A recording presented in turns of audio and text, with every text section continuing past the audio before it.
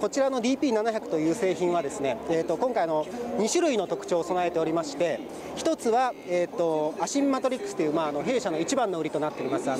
非対称の流路と、通常プレート熱鋼というものは水側と冷媒側の流路というのは同じ形状なんですね。ところがこのアシンマトリックスというものは非対称流路といいまして、水側と冷媒側の流路の形状が全然違うと、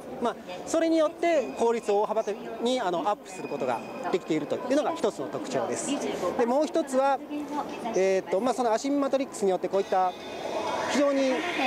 強度が強くなっていると、なので耐圧性能もアップされているということですね。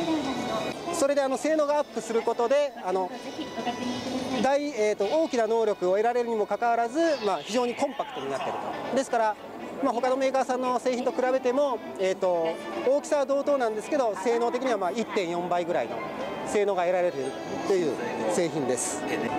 この DP の D っていうのはデュアルっていうやつの略称なんですけども、要は冷媒側の流路が2つあると。ですからこことここが冷媒の入り口になってまして、こちらが冷媒が出てくると。で水側は